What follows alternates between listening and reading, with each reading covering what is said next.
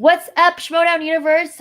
I am your host here, Kelsey Kirkland, for another episode of Call to Action Live, our weekly episode where we recap the cool stuff that happened this week, speculate about some crap that's going to happen next week, and then just talk, because that's what we do. We get into awesome debates like, what is a heel, which is one of our greatest debates of all time.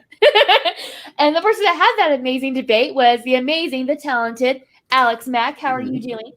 What's up, girl? I'm still low-key just drowning in my tears. And where's my drink? Where's my drink? Okay, real quick, in my spoiler episode. My Jimmy Bean apple. Watched the live event yet? I wasn't there.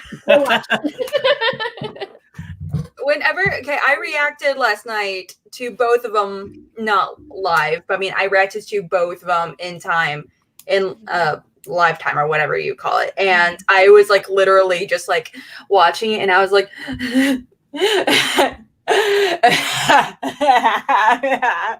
meanwhile, I forgot I was on camera. And I was like, oh, fuck. Yeah. Well, we missed you when we got to. There was a lot of, where's Alex crying that happened between us, especially the girls when we drank a little bit too much. It was like, we miss Alex. All right. And below me, we have the amazing, talented, one-of-a-kind co-host of Chill to Action, PLD. Paul Denuzzi, how are you doing tonight? I'm doing pretty damn good. As long watching that, long bouts of FOMO as I'm watching and hearing what was going on, and I had to stay here, but yeah, not gonna lie, I got a lot of DMs for Paul. So what's happening? What are you guys doing right now? I did. I want updates, goddammit, right now. I'm not telling you what's happening. I'm getting social media. He kept calling me in the middle. Like he would be like going like on his way to the bathroom, and he's like, "Hey, just to give you an update, everyone's getting really excited." I'm like, "Wow, okay." Not news. So you're telling me nothing is happening right now, but everyone's excited. Okay. Yeah, that's pretty much the vibe. We weren't doing much, but we were still excited about everything. Oh I yeah. don't want to clarify. Lucas at that point I was kind of drinking, but you know. Salute, Larry, new general in the Afghan Army. New general. Good people there. Yes, it is, Ed. Yeah. Oh my gosh. Okay, so I left early because the flights were way cheaper for me to fly out in the middle of the night on Sunday than it was for me to like wait till Sunday during the day. Mm-hmm. And so I get here at like 9:30 my time, and I see people still in the chats like, "Hey, let's go get brunch." I'm like, "How do I have FOMO right now? I was just there." Literally just there. I was just there, and I'm already feeling the FOMO because I'm missing out on brunch. Yeah, so we love you too, Shug. Brunch, the most important meal of the day. Absolutely. So, oh my god! Brunch anyway, liquid brunch. Yeah. Before we go into anything, I just want to plug go to a live event if you have not been to a live event, or even if you have, go to live events because it's not just much Schmodown anymore. Like we get together as a group. It's fun. The energy in the room, it's like almost therapeutic. Like leave, I feel better. I don't know about you guys after a live event. Just like it's like I do. I got my fix of my people. Yeah, it's like we all do like our group hugs.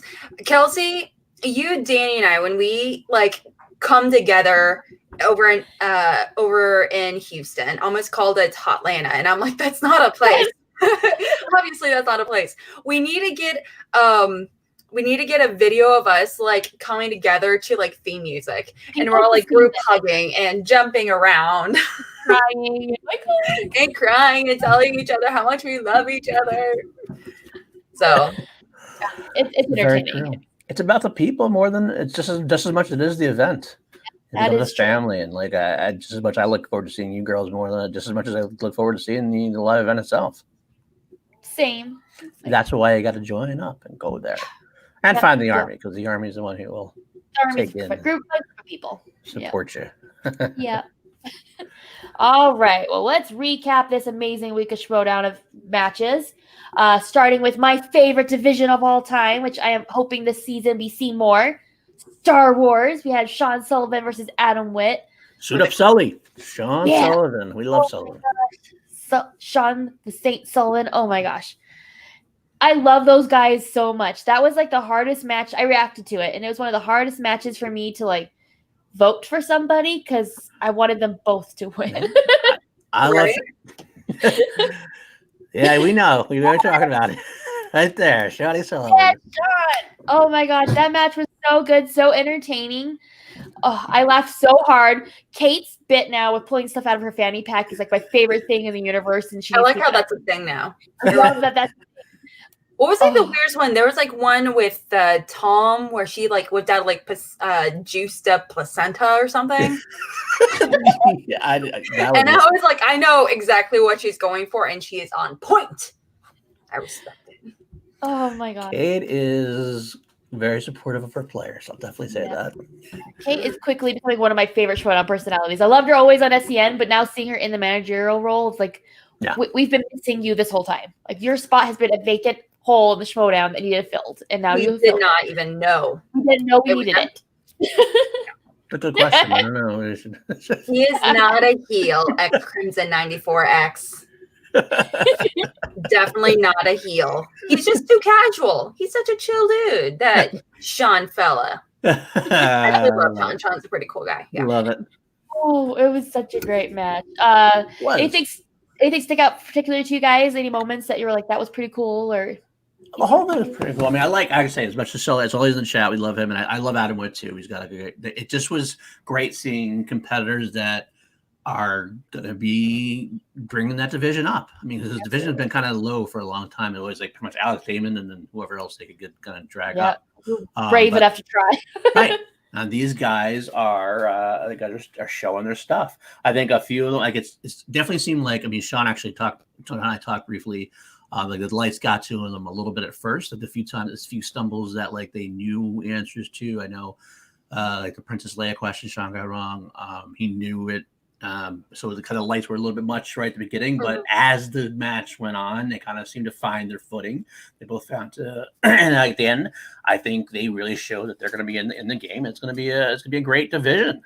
Yeah, see, love them too. Yeah, great. I totally agree. Sean, I mean, that was definitely a wonderful debut for Sean. I'm so excited to see more of him. I love his attitude and everything going for it. And he's like, yeah, I'm just going to win. It's like, it's no big deal, but it's going to happen. Just saying, I respect that. It was also one of the very first Star Wars matches where we haven't really seen competitors ace it right away. I feel like for the last 4 or 5 Star Wars matches, I feel like they always get like perfect or nearly perfect. And so it's so weird to see someone getting a 5 out of the 8. And it's like, oh, these guys are human. If that makes sense. So it's like, but also I was really curious about Adam Wentz. I didn't know he was going to be in the Star Wars League, which is a really wonderful surprise. I didn't either. Absolutely. However, I'm really kind of curious. It was very clear he has the knowledge. He just didn't know how to work it. Like he didn't pay attention to the questions correctly, but his mind was in the right place. Like he thought of he would have the right character, but he was like, well, technically he means this. And there's one moment where I was like, damn, you better fucking challenge. You better challenge that. And he never did. And he just went along with it. It was like the modem or something, the drive, whatever that hyperdrive motivator. That one. I was like, he's like, well, yeah, he said, the motivator, and he's like, actually, it's the hyperdrive motivator, and she's like, I wouldn't challenge that. But he had to write the whole thing out. That's always been a thing. It's kind of like that's for sure. But I mean, like that's literally. It's the same thing. But regardless, I'm not playing. Don't matter. You absolutely. Let me interject here and say you're right. It definitely could have been a challenge. Yeah, it could have been a challenge, and I'm not saying that could have made him win or anything, but it definitely could have worked in his favor. Would have been a tighter match. But I was really kind of. I'm hoping that he improves his strategy and like his strategy in. As far as other leagues as well, because like I said, it seemed very clear that he wasn't paying attention actively correct. If that makes sense. Yeah. That's the thing. That's one of the things is like, it's not just doing amazing amounts of trivia because lots of these people do. The game is a big part of it. And it does take practice to like learn the nuances of it, like the things you like need to pay attention to a little bit more, way to use challenges, even if you think you might lose it, just the fact that you can use it. So I think as the season goes on, we will see that stuff come up more and more with players. So And that's honestly my favorite part of the game. That's one reason why Ben Bateman is my favorite player, because I'm saying that right there, is because the game, like how he plays the game. It's more than just knowing stuff. It's strategy. And I like that. No, that's true. I think that's part of the idea when you have new players coming around. They gotta stumble around a little bit as they find their footing. The more they play, the more they're gonna get strategic about it. And that's hopefully where the manager will help come in as well. Absolutely. Oh. Thank you, Larry. Larry, wait about your boy there. You're so nice. Yeah, I saw that. That's I put it up there exactly. Thanks. I'll bring it up again. I hope to see you soon. Oh my goodness, I already missed her, and it's only been like few hours since I. No, Bethany's better half at this point. I can say that right this second, but I love him. I love him. It's a strapping young lad. Interesting choice of words. I'll go with it. I'll take it. Words? I'll take it. All right. We have the final thoughts of the Star Wars match before we move on to the next one that happened this week. It was a great pull. You got to mention the five pull by Adam was a phenomenal one. There's a lot of Nemoidians out there. It took me a couple minutes to get there too. I was like, Lot Dot, or is it Daltrey or Runehiko? There's a bunch of names out there, but he pulled it. He used his time right, and he hit it. Yep. So that was a nice pull. So that was a great pull. I was very pleasantly surprised that he was able to get that, because I did not know the answer to that. Absolutely. But one thing I'd say also is that both players had personality, which was nice to see. I mean, Adam we knew, but Sean fresh, and I feel like they're fresh personality. You know what I mean? Like, not that there's like a lot of the same thing, but just like it's a definitely new individual that each of them are that you will stand out. I feel like you're going to know who Sean Sullivan is, and you're going to know who Adam Witt is. Right. And they're so great. I love them off of each other as well. Like, very playful against each other too. Oh yeah, they played well. I think they're going to be good to have against somebody who does do that as well. Didn't Adam have a thing of like gum? Yes. Like right there. You know what? Actually, scratch that. Let me see if I can grab my jacket, my little Star Wars jacket. He just like changes ranks so you can have gum. I did like the Sean at the end when he got a little cocky in his interview, calling out Damon, saying he was better than Damon. Pretty much was like, "Oh, that's a bold choice, bold strategy." Look at that. There she is. There's my Star Wars girl.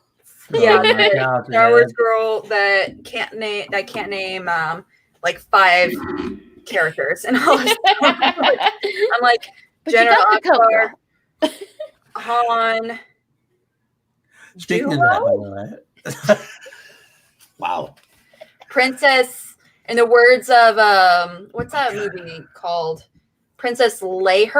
Oh my God, you're making me cry. You're really making me hurt. I'm having a headache. I'm getting a migraine.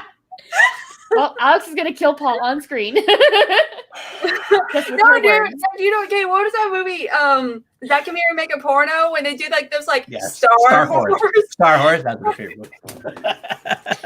That was pretty good. Horny Solo. I haven't watched that in a while. But that is good.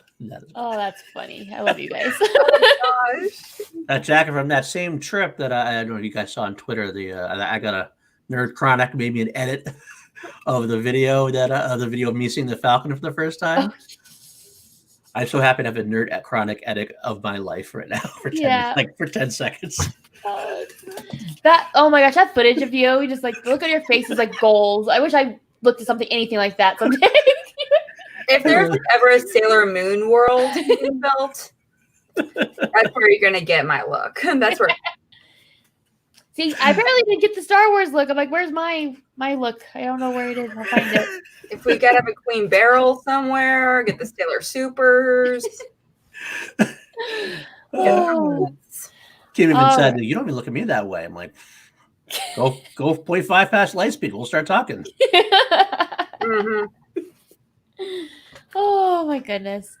All right. Well, moving on to the next match, we had Barbarian versus Klees Wiggins. And that match, okay, the Barbarian, I had no idea what to expect from the Barbarian as a character. Honestly, we're not getting what I expected, but I think that's in the best way possible. Elvis cracks me up. He's interesting. I'll give it that. Well, we had word. I remember he was built up quite a bit before the match began. Yeah. Before the draft, even. Before the draft. Christian had said something big about him. And then after he was drafted, I know Ben had dinner with him and somebody else. I forget who it was. Ben and somebody else. Ben said like that this guy legitimately is a championship level talent. So I was really interested to see what he would do. And he proved it. He threw pretty much perfect game, I think, except for maybe I think he had to go to multiple choice once, I believe, if I remember correctly. I think just that once. But we do have to check Elvis, like the Houston. I'm glad Danny's on the episode because I can say it now. The Houston Astros thing. We got to check the Elvis to see if there's any buzzers in there or if Ben Bateman's feeding him the information as he goes on, because that thing could definitely be some kind of performance enhancing little cheating sale. At one point, even knocked on the desk. I think maybe that's like banging the trash cans. I don't know. Let's have to say. We'll have to, some Astros tech in there, so we'll have to find out if he's cheating or not. Because he was too damn good. It was impressive. It was. I mean, on both ends, I was a little. There was like a handful. I was like, that's kind of an easy question, but for a second rounder, like the serendipity question, I was like, right, yeah. Okay, maybe it's also because I'm a little biased because I'm hot off of like the February rom-com match as well as that serendipity question from the holiday romance. Question from just plugging that there, the holiday exhibition movie match with Alonso Duraldo, which was fabulous, by the way. And the other guy went with the rom-coms, which was great. But I felt like that was super duper obvious, but I digress. I adore Klees. She seems to be, I love her name for the freaking pimp. I mean, like, honestly, I was kind of surprised that they were able to use it. I love it. Of course, it needs to be. Well, if you guys were competing, what would y'all's names be? I honestly have no idea. Mine would still probably be the same, Daddy. Probably Mac Daddy. It depends. If I was in the Star Wars division, I'd just go Darth Paul instead of Darth Maul. That'd be probably the way I'd go. Yeah, that makes sense. Yeah, the chat can give me suggestions. I just go PLD. I'd go PLD. PLD. Paul, the PLD. It's a thing, so you might as well just go with it, right? Yeah. I know how to go with it. Is it a thing? Oh, it's a thing. Is it a thing? I don't know. Just like Jake Alcavetta is a thing now also. I don't know. It's been like an hour. For Alcavetta? That's all it takes. It's a thing in like a week, then it's a thing. But it's been like an hour. The F down. But yeah, that match was really fun. Klee, you could definitely tell was newer to things like that, to not knowing some of the rules and things and terms and stuff. I would interject on that. She did, for the most part, seem to know. She did. I mean, she didn't. Like she stumbled with a JT, like knowing that there was a JT or repeat, but she knew to do it, which is good. The only time she finally stumbled was in the third round when she was kind of like, I think it was kind of a desperation. Like, I don't know if I can get this or not. So considering that was her first game, I think she was better prepared than some. So Shan did a good job there. I think she just, again, now out of having one match under her belt, I'd like to see what she does from then on, because she didn't do bad at all. That's got to be an inside thing. So I bought a penguin at the aquarium that would not fit in my suitcase. So I just left it at the Airbnb. And I feel bad, but it would not fit in my suitcase. Wow. It was not personal, Larry. I didn't have... We're going to get there, I think, with the whole Atlanta talk, I think, because there's a lot of Atlanta talk you guys There's so much Atlanta talk. We'll have to speed through this a little bit to get to that, because that's where I feel like the main conversations and my main strong opinions will be coming up. But yeah, it was a fun match. I'm interested to see. I think Shannon seemed to have a little bit more confidence in Cleveland before she did Bonnie, so I'm not feeling she's going to just drop her instantly like she did Bonnie. And the Barbarian, like I said, the Barbarian pitched almost a perfect game. So if you lose to somebody who's throwing almost a perfect game, there's no shame in that. Exactly. Yeah. So I think just to practice, first time playing, second time kind of get the vibe again, get warm to it. She's gonna be great. I like Lee. So I like a lot of her casual confidence as well. She's like she's so cool and chill. I'm like, she's just like, I love guys having her champagne. Let's pretend this is champagne, guys. Barbarian's cool and all, and he has a cool name, and he's part of a cool faction, and all that good stuff, and he has this hype around him. I'm not gonna lie, I'm a pretty smart person. Yeah. No big deal. I'm just laying that down there. And I'm like, girl, Girl. you're right on my alley. We'd Yeah. probably be like this. Heels together. Heels together. She's not a heel. Klees in particular, she's not walking on as a heel. She's a heel. Are we supporting pimps now? Or is that a babyface thing to be? You know what? Okay, if pimps are going about it in a safe way, that's one thing. Fair enough. If it's safe way pimp? Yeah, like we're not. If you're gonna, I'm all for sex workers and prostitutes and everything. If you're gonna do it in a safe way and like pimps. If you're doing it in a safe way, awesome. I agree. How many pimps do you know? But we're saying don't know any pimps. However, in states where it's legal, that might be a very different conversation. Yep. That'd be more like a brothel situation with a madam baby. And in the state of Illinois, it's actually illegal for that. It was actually the reason why my college did not allow sorority houses. Because for a long time, till today, it was considered like having a house with like 3 or more women, it could be considered a brothel. Oh my God. In Illinois. So having a sorority house on my campus was impossible. Wow. They considered it a brothel. This is when I went to college in like 2010. Oh, but okay, that sounds like 1940s crap. I know. So they tried doing it, and it wasn't something specific, and maybe it's different, like up north or something. But how it was explained to me, that's why, where I went to school, they didn't allow. They would be okay with fraternities, right? Not sororities. Wow, that's impressive. But also, like on the campus, like if you can't have sororities, you just can't have fraternities. Even though technically, legally, you can have fraternities on campus. That's not the point of this broadcast. So never mind. We're not going to go into. I love the segue though. That was a great segue. Not going into that history lesson. Bring it back. I do want to say Eric Lane pointed this out. This is true. Klees wasn't supposed to play that day. She was not supposed to record that match, was not supposed to play. I believe that was the Andrew Ghai being sick from food poisoning. I think that's what Shen was throwing shade at the end when she says about showing up because they're sick, et cetera, et cetera. That was supposed to be the Family and Corruption, I believe, was supposed to be filmed that day. Makes sense. So that's why now instead, that's why we have it coming up, I believe, next Saturday, I believe, is going to be filmed, the Throwdown Live, the Family versus Corruption match. I believe so. Yeah. So, that's... Which makes it better anyway for me. I like the live stream thing for that anyway. But absolutely, I agree. Certain matches I feel like need to be live, and that is one of them. It's going to be great. All right, he's saying it was a different match, maybe. Okay, all right. Okay, I could be wrong. Absolutely. So I was putting 1 and 1 together, got 3. That could absolutely be true. Get it together. All right. That was Sean's match. That was that one. Sean's match to play. I see. I was still there. Come on, I just a few right church, wrong pew. All we're hearing, Paul, is that you done effed up. I was in the ballpark. That was my big takeaway from this last minute. I'm in the ballpark. A little too much Jameson.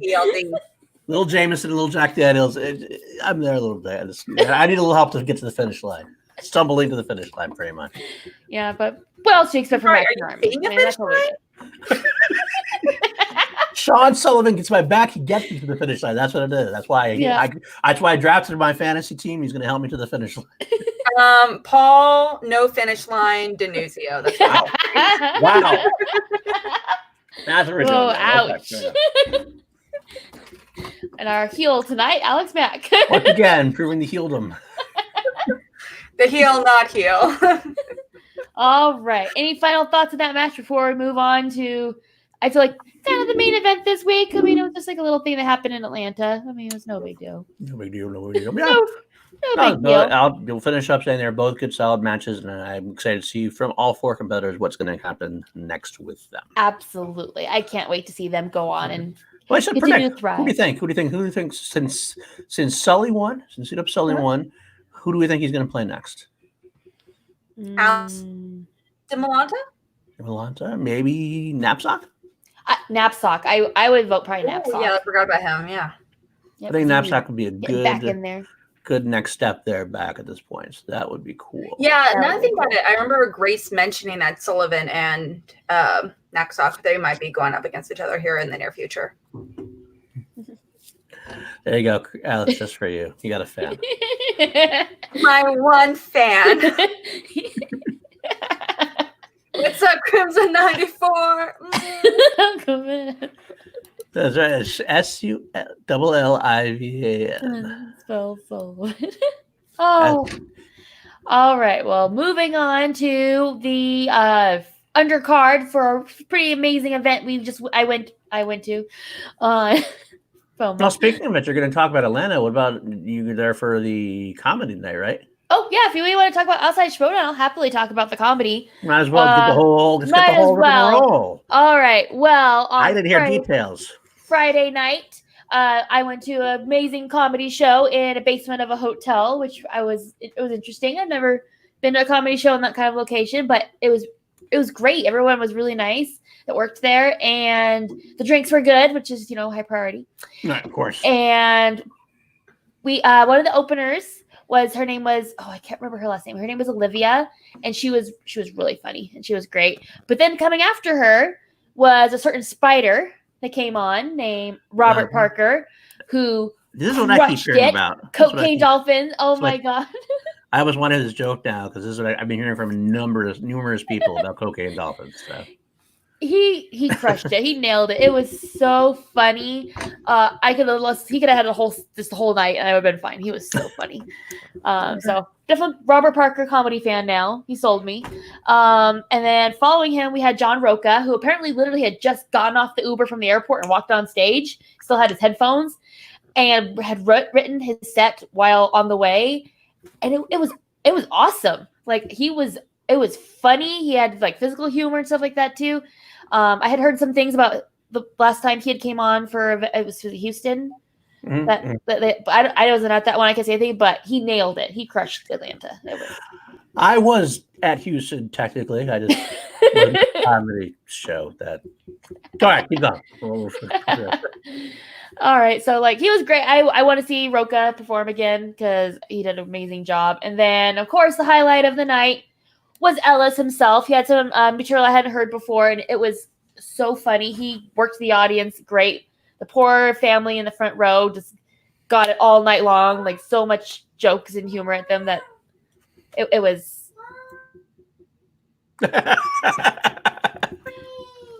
Oh my gosh! 1 second, girl. I feel you. We got it. All right, we got a little break in the action. Okay.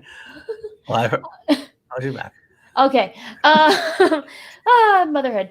But yeah, Ellis he was so funny. We did find out that he is working on another special. They had no timeline, anything about when it's coming out or anything, but he's working on one, and that man is just a national treasure.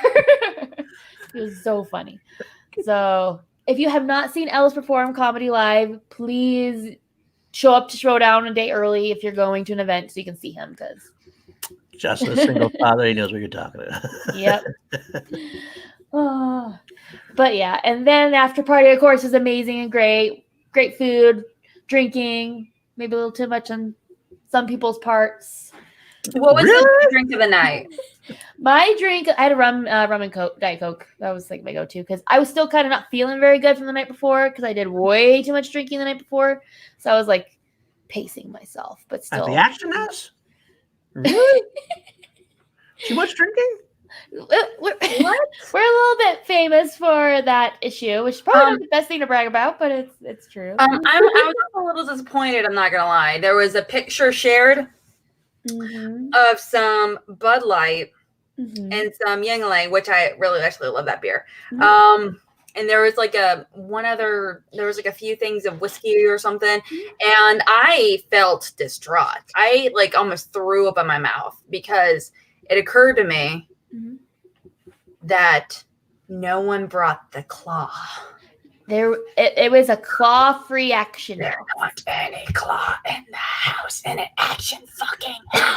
And yet there was Jameson. I've been trying to change that. I've been trying to change this from a claw to a Jameson family forever now. So that's all. I'm excited about this news. To be fair, the liquor store we had in walking distance of our housing did not have White Claw. I looked.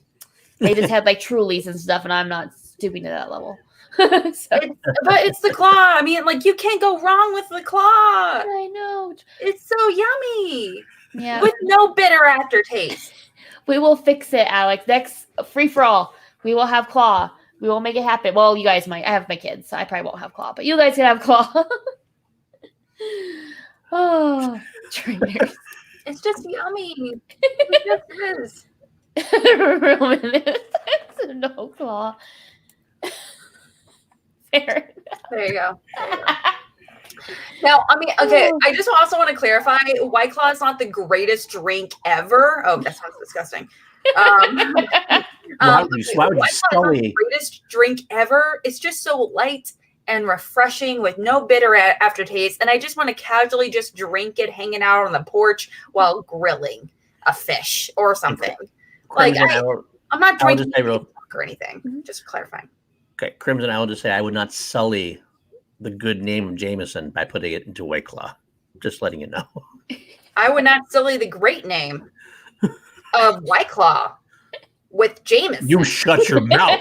You shut your mouth, you PLD, Mr. No All right. on PLD. Number 2 going. Okay, guys. White Claw versus Jameson. Who do you got in this match? Oh, the chat. Come on. White Claw versus Jameson. Come on. Let's see the chat says. I won last time in this debate against Alex. Let's win right now. I don't care about who won last time in this fucking debate. No one cares about who won last time. This is not last time. One. And also, excuse me, Paul, no finish line Denuzio. Y'all are wrong. I don't care. It doesn't matter. But I don't care. I just enjoy the White Claw, and as someone, okay, I went to the Jameson distillery, still don't like one. Still don't like one. That's the thing. Okay, White Claw, Jameson, I only really like it as like a shot, so I got to be in a particular environment. White Claw, I could have while filming, I could have it at a barbecue, I could have it like at ladies' night, I could have it if I'm like, having like a Tupperware kind of party. Like it's just such a multi-purpose drink. And Jameson, shots. That's really all I would want of it. So I just need the bottle. I'll just take the bottle. But also, I'm not a girl that likes whiskey, so. God. Alex killing Paul slowly. Killing himself. I don't. All around me are familiar faces, worn out faces, worn out places. Bright and early for the daily races. Going nowhere. Ladies Hello, teacher, tell me what's my lesson. Right through me. I need a second, but I'm okay now. I'm okay. I will make it through. But, PLD, I really want you to convert me. I want you to make me a cocktail or something, or find me a whiskey that I will love. I would love to learn to love whiskey. I just haven't had one that I've liked. I will make. Make me. Okay. Challenge accepted. Challenge accepted. You heard it here first, folks. There's a challenge. Whiskey challenge. You heard it here. You're Paul again. Oh. Well. Okay, well, he's gone, I guess. I'll just keep talking about the evening. So there was a jukebox machine, and me and Bethany were like, we need to put Still Dre on. We got to put Still Dre on. So Bethany went and put Still Dre on, but then what? Who's that? Who? The song Still Dre? Yeah. That's the Team Action song. Oh, is that it? That's the name of the song? I'm clearly not a good fan. Anyways, and so we put on, but then apparently Mark Ellis went to pay extra money to put on his music. So it was great. There's a lot of Van Halen playing and stuff. It was a good night, but we actually left before Still Dre came on. So somebody got to enjoy Still Dre after we left. Well, Ben got it, and the Bandit, if you come up with a number of them, we'll feed them to Alex, and one of the live events will make her like whiskey. Yeah. God. Jameson has entered the chat. Woo! I am drinking tea because I am recuperating from a weekend of hard drinking. I got water nowadays.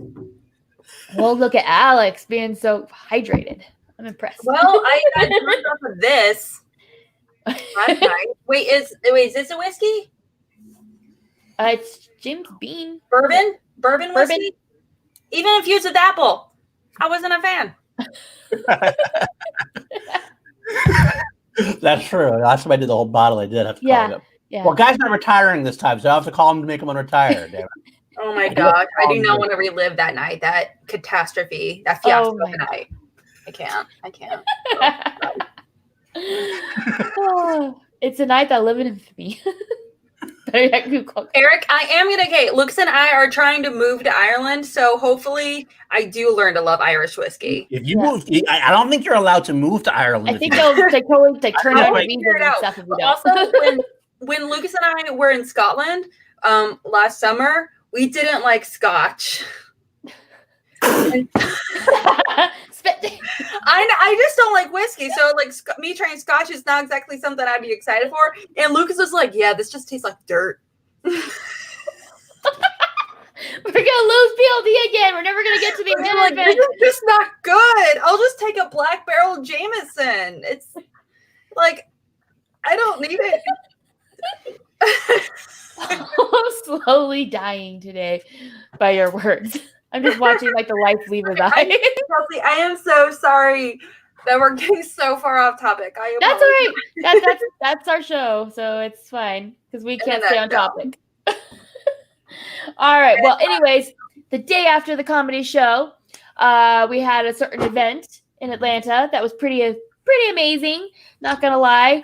The first match, the undercard, was Alex Damon. I don't know if you guys have heard of him, versus Emily the Rose Jacobson, who is a jewel of a person, and I love her. Oh, love her. I have hair goals. I love her. She looks so pretty. Oh my God. It was just, I love her so much.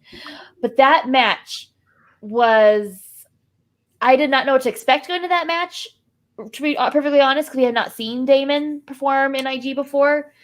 We have seen Emily, and she just gets better and better every time. So I was very interested to see what would happen. What we learned is that Damon is human. We've learned Damon is not a robot. Knows what it's like to miss a question. Which was a nice heel statement he made there too, though. That was nice. Yeah, that was great. Good cocking. I was just like, yeah, I like it. I'm not gonna lie. I was definitely liking the little sass coming from Alex Damon for sure. Yeah, it was nice to see. He's kind of always been so like nice guy, even keel, and get a little something to him. He needs that. I think Star Wars is just too easy for him. So this was like a way to be. Yeah, well, I mean, it's just like it's one of those things where Star Wars it's his job to know Star Wars. Yeah. It's not his job to know IG. Yep. So you really have to be self-motivating in order to do something like this. Versus like Emily Rose Jacobson, like her job is essentially to know IG, right? Am I wrong? Because I know she does a lot. She does a lot of stuff for like doing a lot of live things for like doing D&D and I think Magic, and she does stuff. What? Yeah, definitely more than Damon does. That's for sure. Yeah, for sure. So, I mean, like I thought it was her job to know a lot of this inner geekdom stuff. Or maybe that's true too. We don't know actually. No. Fair enough. Anyway, but I mean, I went in. I expected Damon to do good because I'm a big Star Wars fan myself. Like I know Star Wars very well. I also know inner geekdom stuff pretty well because it's all the same type of stuff. Because even I don't watch Star Wars 100% of the time. When I don't watch Star Wars, I'm watching usually inner geekdom type stuff anyway. So it's you're just not as likely to analyze it to the same degree, though. Right. Absolutely, but I expected him to have that base knowledge. That's what I mean. Like, so he has the base knowledge. Now, whether he could study enough to really compete with the big boys and everything else, that was up to debate. I think he did a pretty decent job. I think it was 8 out of 10 in the first round, which wasn't bad. He made his way through categories that he got opponent's choice. I gave him Harry Potter, which he's been away from, and he kind of made it through, muddled through enough of that to get it right. fucking Jake Yakima. Yeah, I do know shit, motherfucker. But anyway, so he did well. I mean, he wasn't ready. Like right now, if you told me he was going to go up against Smets or something like that right now, I don't think he'd be ready. I think Smets would beat him pretty handily. Yeah. But he has a good starting ground of information. Yeah. Mm-hmm. I'm pretty happy.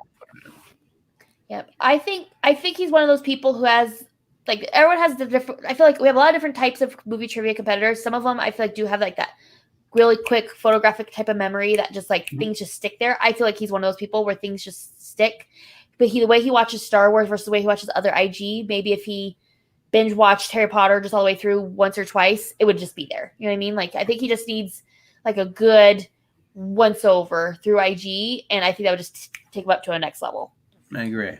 Because now, on the other hand, Emily, it was a live event, so definitely definitely a new type of atmosphere than she's used to. I don't think she played particularly great. She got a few misses in round one. I mean, it's had a 5-point round one, which is you don't see as much these days. I think round two is where she slipped up big though, and she got a choice for Damon, and I think it's been a good choice of the opponent because you don't know Damon's strengths and weaknesses that well. But considering he spun away, he listed them later on though. Yeah, he did. Big mistake, just saying. And I was like, exactly. I was like, shut that mouth up, of course. Yep. But then she gets Spinner's choice. And instead of taking what I've been told is her strength actually is MCU, she should have just taken MCU. But supposedly, I think it was according to Roxy's stream, she said earlier that she panicked a little bit because of how many movies there are, something to that effect. I don't know exactly what the wording was for some reason. And she went with Star Trek. And I'm not, why you got to go with your strength there. You're especially if you're behind. She probably thought that he's been setting up on MCU. He's trying to make that a strength as well. Yeah, but someone's trying to set at this point when you were behind and you're behind as well. You got to have your strength and bank. Yeah, but when you're choosing those things, you have to think to yourself, these are points that could be potentially stolen. So you have to think, not only do I want to choose a strength, but obviously you need to choose something that they are actively weak in. But we don't know if he's weak in Star Trek. You don't know what he's weak in necessarily. But I mean, MC was just like such a, I don't want to say an obvious one, but I feel like it's very consistent for, it feels like everyone knows a good amount of MCU knowledge. I guess in a way, there's no IG competitor that considers MCU a weakness. Well, true, but then she chooses Star Trek, and she doesn't do that great at Star Trek. See, so that's kind of iffy. You're not going to catch up if you can't score your own points. I mean, like you have. It's not like when you use Spinner's choice, when it's your choice, you have to go what's best for you, even if it's a strength of somebody else. Because at this point, you got to catch up. You got to catch up to what's going on. You got to at that point, what they can steal only becomes irrelevant. You got to get the points, and what's the best points for you is MCU for her. I mean, yeah, and that's the thing is, I love me some Gucci, but that's part of his position as manager is to help give her that strong advice on how to handle that situation. And I feel like that wasn't the best method of what to do in that situation. So hopefully they reevaluate. And I don't know if Dagnino did anything. Did any help there? This is kind of funny to bring us up real quick. I mean, we don't have to go. This is a whole other debate topic we can get into. Probably the Shpovich thing, but how the whole manager thing, Dagnino versus Roxy. Roxy thinks that Dagnino's a terrible manager. A lot of people think Dagnino's the best manager. I honestly think there's someone in the middle because there's just I'm there too. Different styles of management. But Dagnino's not a great in-game manager. He's more of a person who calms your nerves and a person who to give you confidence. But as far as telling you what to do when the game goes, I don't think that's his strength as a manager. More it is Roxy's strength as a manager. Roxy also brought up a good point that like it took them a long time to figure out. I mean, she got opponent's choice and Spinner's choice, and it took them a while to figure out what they wanted to do. Like Roxy says, like most times you figure that out before the match. Like if I go Spinner's choice round 2, this is what I'm picking. Like you know it right ahead. Just like we'll find out later on in the match, the main event match that we'll talk about. So it's an interesting take on what's going on with managerial styles, I think. Yep. Absolutely. There's so many different managers this season. It's interesting to see because they all, I feel like, have their own vibe and how they handle things. And I feel like it's definitely made the game even more interesting. I mean, it's always been interesting, of course, but like it's just added a new level of things to think about and pay attention to when we're talking about gameplay and stuff like that. Oh, yes. I also want to mention one more thing that I noticed in the chat I forgot to mention. Let me see if I can find it real quick. Yes, this was my favorite part of the night, I think. Yeah. Getting the hot man chant going. Yeah. And people not knowing what the hell we're talking about. With Brandon people joined in. We started it. People joined in. It was great. They came over loud and clear on the stream. Like, I heard that. I think, honestly, that might have been the biggest audience, like, as far as how we hear it on the stream. You can hear it. The biggest chant I heard all night. I'm surprised there's not a T-shirt with Hot Man on it. I'm really legit surprised that hasn't really come up yet. Does anyone want to make one? I'd buy it. Like, Hot Man. Although I don't know if I would be. I should be the one to wear like a shirt that says Hot Man. Honestly. But anyway, but going back that was great. It really was. All right, and so if we're ready to go on to the next match, finish it up. We finished the saying. I mean, it wasn't a bad match. I mean, Damon did win pretty single-handedly. I mean, so I don't know where Emily can go from here at this point. Yeah, I think there might be an Intergeekdom tourney. There could be kind of that's been tossed about. Hopefully, that'll happen. That'd be nice. That'd be cool. A lot of people in Intergeekdom this year that can really make for a good tournament, I think. Mm-hmm. But who is Damon face next? Now he won his first match. Who do you put him up against? Intergeekdom. Trying to think of who all is going into I would think it'd probably be another rookie. Probably someone close to that. I'm wondering if we don't have Robert Parker coming up soon. No, I do not want her to go up against him. No. Robert Parker going up against Ace. So I wonder if Robert Parker wins that match. But the winner. Yeah. Winner of that match will face one of them. I mean, what's his name? Warhammer? Warfather, I mean? Oh, Warfather? Oh, that's another one thrown in there. Oh, there you go. That says we'll play him when they get 9G. We could have the Bandit. What's up? Mm-hmm. Bandit, you keep talking about coming 9G. If that's going to be a thing, that'll be a good match to get into, maybe. Bandit versus M1. That could be good. So, Robert Parker. Ew, what? Robert Parker's going to be the man. Let me tell you. Robert Parker. He's great. He is an awesome guy to hang out with. Like, that was what highlight is getting to hang out with him after a person like that. He's a cool guy. And we should bring that up because actually, before we get to the main event, Robert Parker stormed the stage. Oh yes, let's go into that. Dickie Doo, making Kaiser very proud. Oh my gosh, where did that come from? That was such a Kaiser. I don't know where he got it, but that was legitimately one of the best parts of the interview when he drops the Dickie Doo. But it's so natural coming from Kaiser's mouth. It doesn't matter what it means. Like, this Kaiser saying it, you're kind of like, yeah, I get it. It's Kaiser saying one of those things.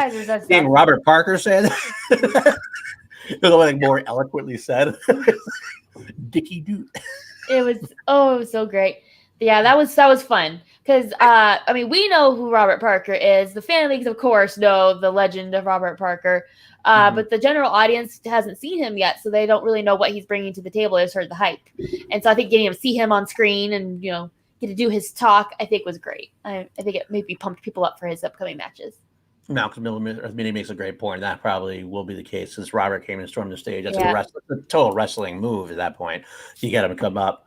He interrupts. So if Robert beats Ace, which, quite honestly, I mean, no offense to Ace, I know I just think that Robert is going to probably destroy him. That's the way I feel because Robert is that damn good. So if that's the case, maybe we'll see Demon versus Robert Parker. I actually heard a story. I talk about Mr. Alcavetta in the chat that Alcavetta had fallen over and Robert Parker tried to help him back up and couldn't quite make it. I didn't even try because I'm like, sorry, Jake, you're living on the ground now. And he does magic too. So and he does magic, and he's the best. Yeah, he's definitely one of. I remember meeting him in LA for the award show, and he's just so very genuine. He's very chill. He's just like, hi. I'm really excited to be here. Guys, do you want to see a card trick? Right. And it's just like, yeah, what? And everyone's like legit, like, oh, fuck. It's like, okay, have you guys watched Family Guy? Or it's supposed to be, it's like a Peter Griffin. He goes back in time, and he's like, oh, we just realized that, yeah, Jesus Christ was really overhyped, and so Jesus Christ, this is all he did. I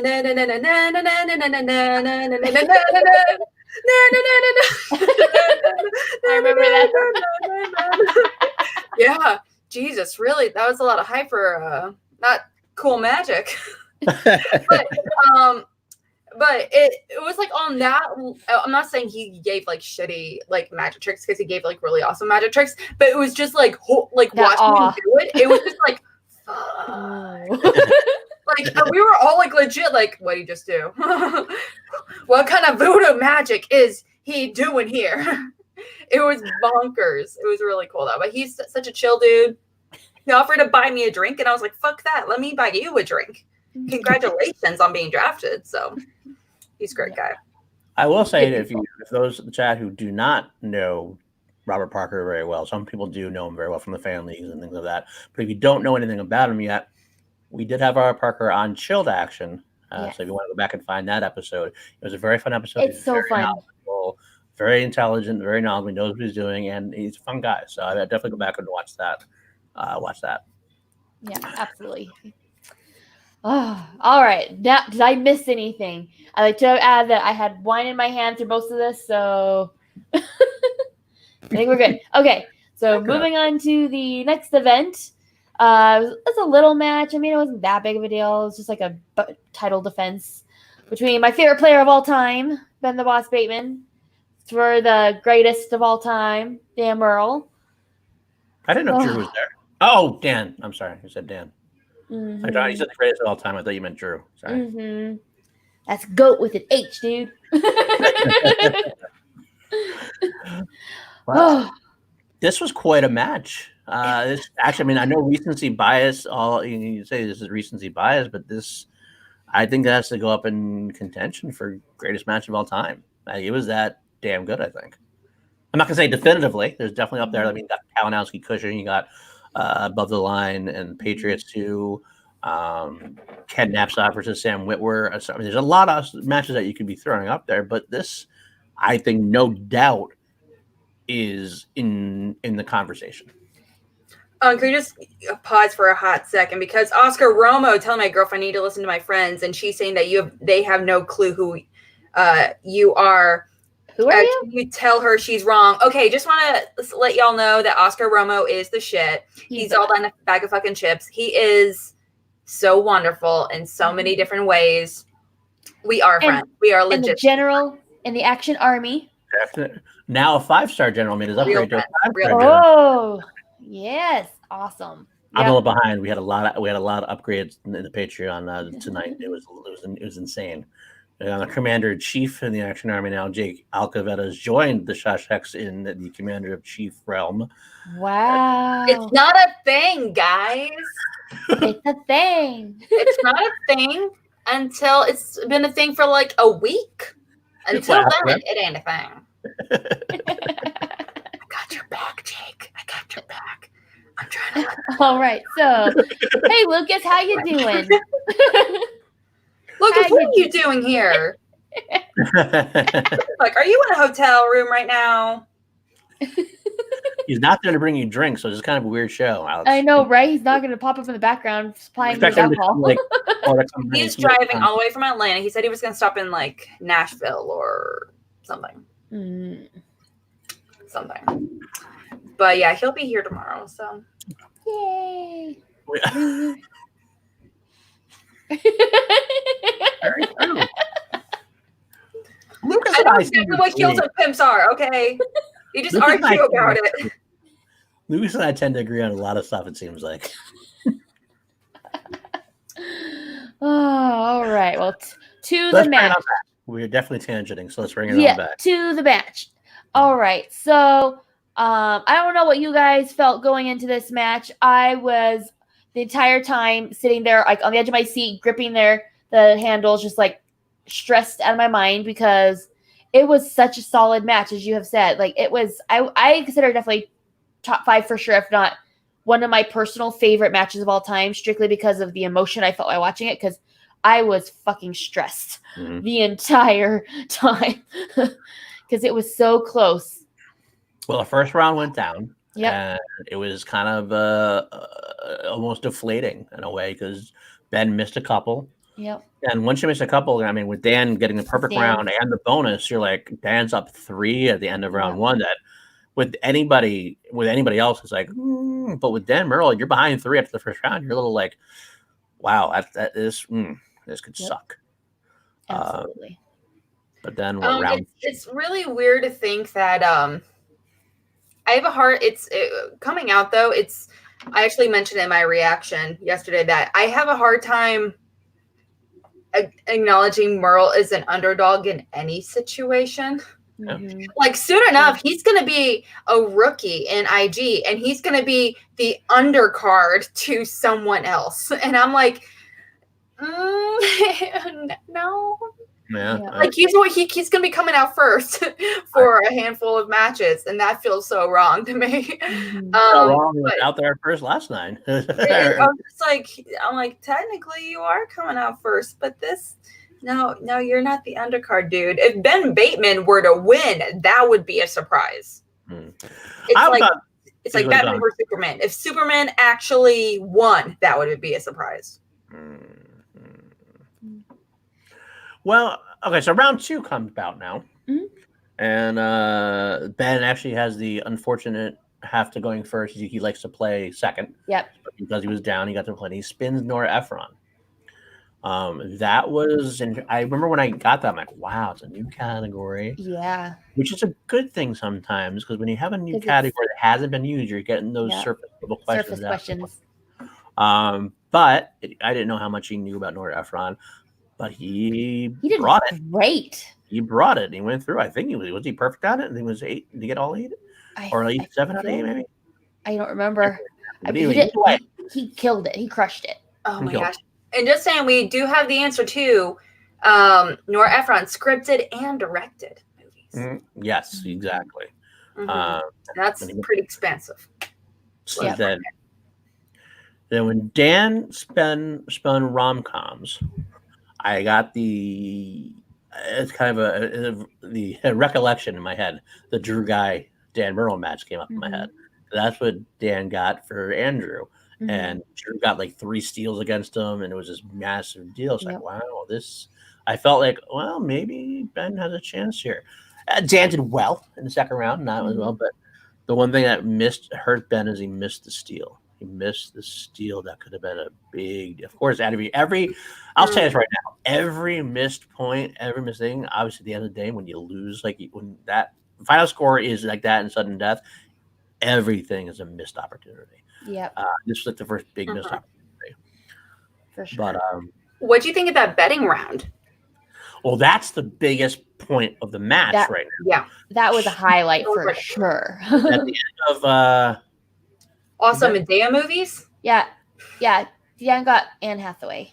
Oh, that's right. He did get Anne Hathaway. What did I think of rom-coms for? Maybe that's what she's probably in a lot of rom-coms. So or maybe she is in a handful. It's weird. Technically, Devil Wears Prada is labeled a rom-com. And like, bitch, no.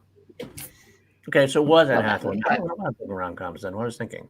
Maybe that's all I likened it to. Either way, but he did get through Anne Hathaway. He missed the one. Yeah, that's right. But he still missed the one question about Colossal. Colossal. I love that movie so much. So many people in the audience hadn't seen it. Like, people come up to me, they're like, "Oh, I never heard of that movie." I'm like, watch that movie. It's like it's on Hulu now. It's on Hulu. Yeah, I think that's where I watched it too. Great.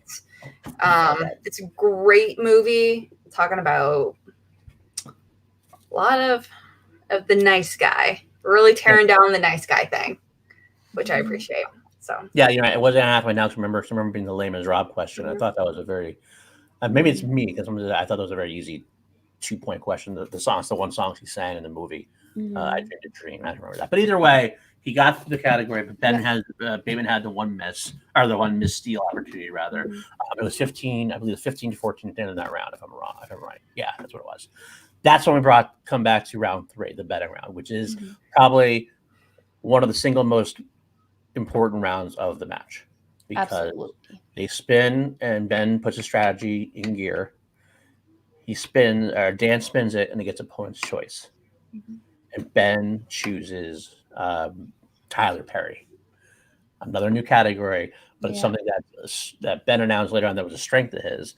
And it's one of the things that Dan, obviously, I don't know if obviously Dan didn't know very well considering what he did. Or maybe he did, but didn't want to risk it. John Roca did say later on that he talked about it with Dan, and that was the big strategy moment of the night was when he chose to bet 0. Mm-hmm. Big deal. Ben bets 3, gets it, and that's a big strategy battle for him, and that was huge. Absolutely huge. But that's an interesting case. I've always hated the idea of betting 0. I mean the ability to bet 0. Since he can't. I mean that's the rule. Yeah, you got to go. It's the option. Mm-hmm. I always thought you have to at least bet 1 point because I like the idea of having to lose a point if you get it wrong. But he didn't know. This is exactly the opposite of what happened with the Snyder Oyama match when when Oyama gave Snyder Harry Potter. Mm-hmm.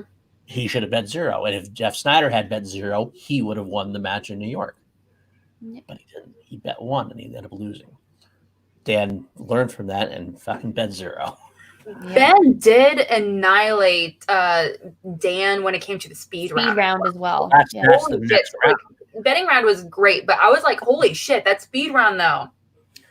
Yeah, I was going to say that, but I knew that beforehand because Ben has shown that at Spectacular. He showed that against Manny and against. He got all of them right against Oyama. He was speeding, and he did, he dominated the Roka round. He really dominated. I'm sorry, I call it the Roka. It's the 4th round. Yeah. Can we just make that just like the unofficial? I'm sorry, John. Don't hold me accountable for what's coming out of PLD's mouth right now. It's the Jameson. It's the Jameson. He loves it. I'm supposed to be giving him a shit. He's supposed to come on tomorrow. I'm supposed to give him a shit. He's supposed to give me a shit. It's the whole thing. But that was true. But Ben really did an awesome job in the betting round, or the speed round rather. But at the same time, there was the other huge missed opportunity for him. And if I know Ben Bateman, like I think I do, I think that there's one question that's going to haunt him the rest of for a while. Was he went and said Infinity War was not a nominated MCU movie. He knows it was Black Panther. I don't know what exactly he was thinking when he said it. He said it quickly. I know that haunts him. But with that being said, he still dominated the round. Dominated it. It's true. Until he got till the 5th round. Oh my gosh. Okay, like by the 5th round, like the whole time, like I said, I was getting more and more stressed, more and more anxious, sitting up further and further in my seat. By 5th round, I'm like barely on my seat, gripping onto my chair. The wine is now on the floor because I can't hold it anymore. Just like, or like this. I'm like, come on. Because it was just so close. And I mean, for a dramatic effect, it was interesting the way it went because sudden death's always fascinating and fun, and just the idea that it's gone there. That's how it shows how great of a match it was. But the 5th round, I was hoping. Well, I mean, Dan comes back and does his job. Ties it up at 25. The 5-pointers. The big 5-point question is the issue. Now I've heard a lot of people. There's been a lot of rumblings and grumblings and complaints about the disparity between the 5-point questions. I'm one of those people. I get the argument. I've always come to be the person now that says I'm not going to argue that anymore because it happens. It's just it's part of the game. It's going to happen. It kind of sucks when it happens. Well, Dan's question was. Basically, the idea was the questions themselves weren't even that bad, but Dan got a lot more context in his 5-point question. Lot of context. And Dan's question was what 2000? I think it was a 2008 movie starring Michael Cera and Kat Dennings, and it gave like the plot and their whole plot. And it was just the name of the movie. I feel like usually the 5-point questions work like context. Like you have to actually see the movie to watch. That's an IMDb question. That's like a round 1, maybe 2-point question. Right. And why is it a 5th question? 5-point? That would be more of an adequate one. It was there's so much context that was given to. That was the thing. It was just something like this 2008 rom-com starred Michael Cera and. But also, there's been one. better. If there was 5 of them, maybe. There's been 1. Agreed. Next question was about a movie I haven't seen. It was a character name in the movie Heavyweights. It was like something about this character's name. I can't remember exactly. He said Chaz, and it was, I don't remember what the answer was though. Yeah, it was something about Chaz versus Cat, like sort of the K, I think, is the real character name. I don't know. I haven't seen the movie, so I don't know. But it was basically he had less context than Dan had the 5 pointers. Again, that's Lars. Danny Cousins. There you go, Lars. Thank you, Danny. But the question, honestly, was at this point, you're gonna have that happen, so you can't blame it on that. You can't get all angry and say this can happen. But again, it does suck, especially when Dan Merle definitely does not need any help comparatively. And Dan Merle, in order to beat Dan Merle, you gotta have everything go your way and have the strategies working.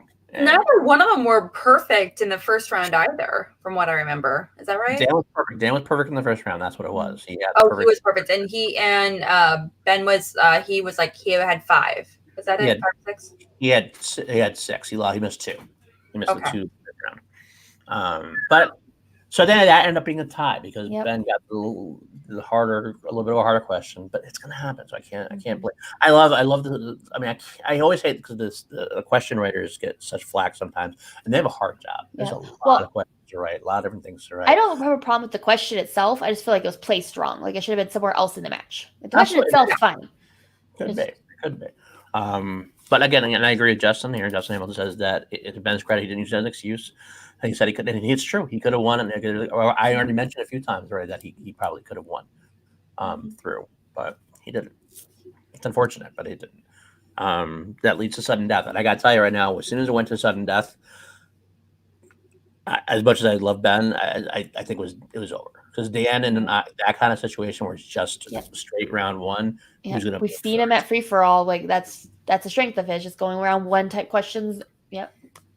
That's why I would love to see Dan Bibiani. Because that would be type of thing. Please correct me if I'm wrong, but has Ben ever won a live match? Oh, sorry, scratch that. He won his live matches in Spectacular, but he's been in 5 live matches total, right? He lost in team action to the Shire Wolves. Got that one. He was the boss to Odd Couple. Mm-hmm. I think those are the only 2. I mean, free for all. They lost those 2. I think those are the only ones he had until Spectacular. He won against. Obviously, he won. Against Drew in Houston. Bit and Oyama. He won those. Mm-hmm. He just won. He just lost this one. I feel like I'm missing something. And he won Houston. So 3. Yeah, 3 and 3. Yeah. So he's won at 2 events, 3 matches and 2 events, basically. Mm-hmm. Yeah. But Dan has not lost a live event. He's never lost. No, I mean, no. Of course, he's won events, but I was like, for some reason, I could only think of the team events in my head. The one in Chicago and his first matches with Team Action. That's the ones I was thinking about actively. So it's not bad. Yeah. Yes, because Lucas was offended by your lack of. Lucas is always offended. Lucas is offended by our cats. Again, he's offended by our cats. Speaking of which, the Still Dre one got me a little bit. I'm like, so, but like I was saying, once it went to overtime, and Dan, it just almost became an inevitability at that point. Yeah. And then he got the men at work question with Emilio Estevez. One I know because I'm that age. I'm just the proper age, and that was the thing that I knew right off the top of my head. But I could tell right away. I have no idea. And once it didn't happen. I just felt heartbroken for him. Yeah. I felt heartbroken for him because he wanted it so bad. Not that Dan didn't want it. Obviously, Dan wants it. But I feel like Ben needed this. Dan didn't feel like he needed as much. You know what I'm saying? Because Ben needed to solidify his legacy. Sort of really set him up to be at least on the path to Rushmore. I mean, he wasn't there yet. He wouldn't have been there, but it would have been that one step. The further. path for it. Yeah. Well, it seems like any champion, regardless of how many times that they've been a champion, especially in talking about Roca, they're almost dismissed a little bit if they don't defend it at least once.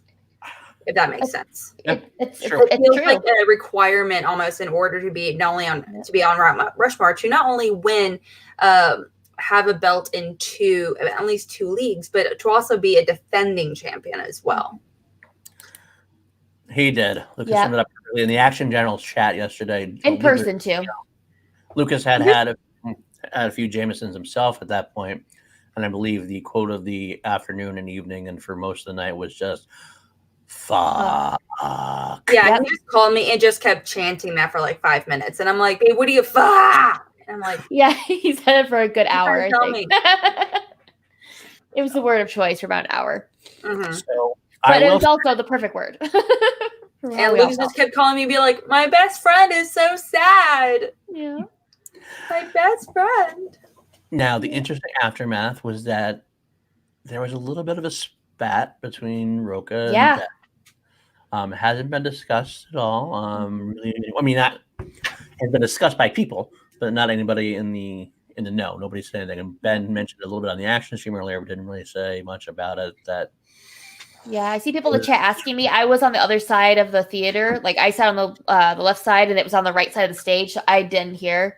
I just saw them get in each other's faces. If I had to guess, it was probably something to the effect of Rocha being a little like rah rah still, and Ben being like, "It's over. Come on, dude. He already won. It's all. I mean, you don't throw it. I mean, again, that's a guess, but I'll ask John about it tomorrow on Chill. So we'll see what happens. I promise to ask that. Whether anyone wants to answer it, that's up to him. I'm not going to force the issue, obviously. But Ben came out and said everything he needed to say. You know, he was congratulating Dan, and it was a great match. At the end of the day, it was a great match, and I think that's what Ben hangs his hat on now, is that even if he lost, it was still a good match. It was. Yeah. And it's going to be remembered forever, that kind of thing. As far as the Schmoedown universe goes, it's going to be one of those matches talked about for a long, long time. Yeah. And it proves he can hang with Dan. Obviously, he can absolutely hang with Dan. He absolutely can. It's Dan's not. It's like almost like the boxing terms they have, like the punchers versus the boxers. Mm-hmm. Dan's a puncher, while Ben's a boxer. Do you feel like it was one of the best matches we've ever seen Dan perform in? Because Dan, he's been in so many really great matches. He's been in so many belts matches or number one contenders matches and everything. So it's really, I feel like it's just been a lot of consistently very hard matches. But at the same time, I have a hard time thinking of a harder match from his personal history. Harder or better performance? No, okay, better performance. I'm sure he gained more points. Like I think it was like a 27 or something for New York or something like that. But at the same time, I feel like this was a much harder match for him. I think I will say the better performance might have been against Irwin in Brooklyn, beginning of last year, January's event. But as far as harder, I think this was a harder match because it's definitely one where he had to buckle down because he had the lead, then lost it, and then had to come back in the fifth round. Of course, yeah. So, Glenn Caesar saying so around. I don't know. I always thought I'm not a huge boxing guy. I always thought that what I would say that Dan was the puncher because Dan has the pure knowledge, whereas Ben was the boxer because he had to be more strategic. Ben's a better game player than Merle is, as far as he's better playing the game. He's a better game player than I think like anybody else, to be perfectly honest. Dan might have pure knowledge than almost everybody, so that's the issue. So and I agree with this too. The best match Dan was ever in was against Andrew Ghai. But that's for different reasons. All right. And I feel like we also have to talk about another highlight of the evening. I don't even remember where it was placed within the evening, but it happened where Gucci was throwing out his clothes out into the audience, and then he was very upset that none of us got them. It's like, throw it to GA. Like, if you want the idea to get it, don't throw it to GA. Oh my gosh, I'm not gonna lie. I've never been so tempted to get a Gucci ball cap before.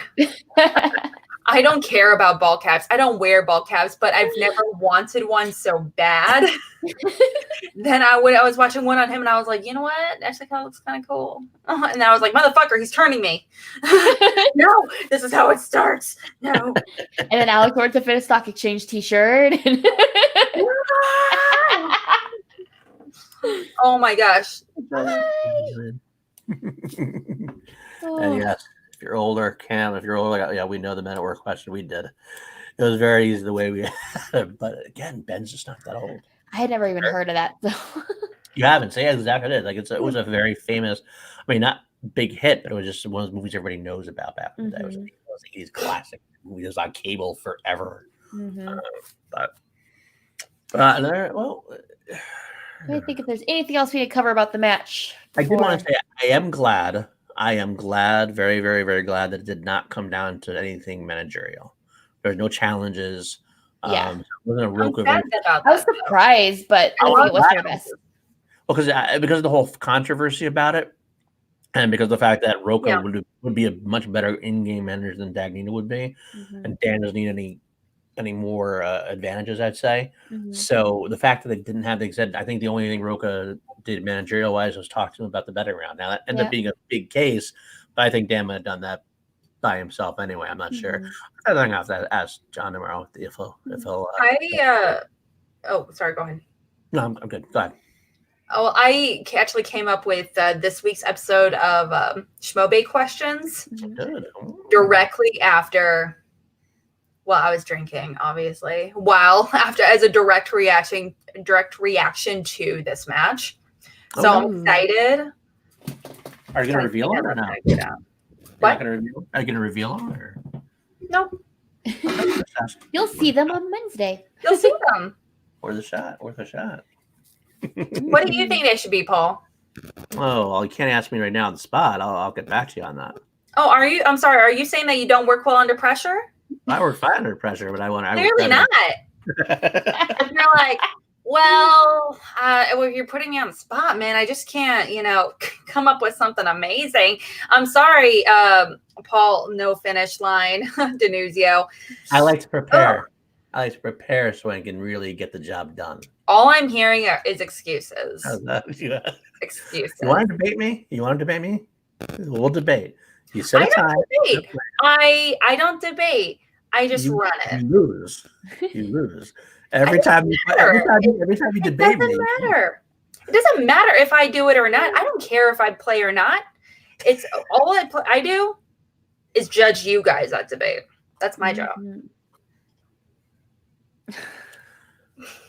I feel like we get one every week, though. Honestly, this is actually just this week's episode of Schmobates, guys. Fair enough. Oh, you guys. Always a treat. Oh my God. All right. Well, if we are done with recapping. Back to Anthony Nugent. We don't have really anything to speculate this week because they're just going to be releasing these matches out into the people. So we guess I could go straight on. I have lost my own show. When I did debate, I don't care.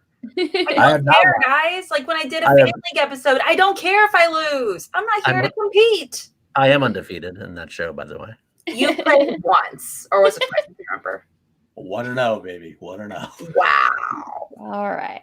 Well, moving on to the next segment, we have Schmodown news.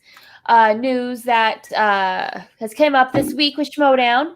Really, the only thing I could personally think of to talk about, if other people could think of things, let me know, is Houston tickets went on sale. And I already bought mine for VIP because I am going to be there. I'm never missing a Houston event again. They've only released Elite and VIP tickets so far, so there will be other tiers later on, but just so far, that's what they have. And Christian did say that we are having a title match. And it's a title match. Yeah, that's all we know. It's a title match in Houston. And buy your tickets because I want you guys to hang out with me while I watch it because I'm so excited. Also excited to see Danny because I miss her. Yes. Oh, Lucas, tell me. Ooh, Lucas bought tickets. What tickets did you get? What tickets did you get? VIP or Elite? I think the seating is the same. I don't know. He messaged me being like, Alex, which tickets do you want? Do you want this one, these tickets, or these tickets? And I'm like, I don't know. I'm drunk. I'm literally in bed. Decision right now. I was literally in bed on the verge of sleeping at 8:45 in the evening. Wow. And I ended up falling asleep at 9 o'clock. I woke up at midnight, went back to sleep at 1, woke up at 6 o'clock because my fucking cat, I had to feed him. And he was like, Mom, oh, fuck, Mom. That was my cat for like 5 minutes. I love that cat. As an aggressive smacker to the face. I love that cat. And I'm like, son of a bitch. He needs food at the same time every fucking day. It's annoying. Oh my goodness. Yeah, but that's all I had for news, really. If you no, actually, no. I do have one more thing. Huh? Family versus corruption. Oh, yeah. Well, we knew that was coming. I don't know if that's news, but it's exciting. We speculated that a little bit, I guess. I know your opinion, Paul, of who you think is going to win. Do you know my opinion? I feel like I know your opinion is. I'm not a traitor. I'm fucking picking Ghai. Of course I'm That's picking what I'm saying. I know your opinion on this. I don't even ask you. Like, I love both teams so much. I have no idea.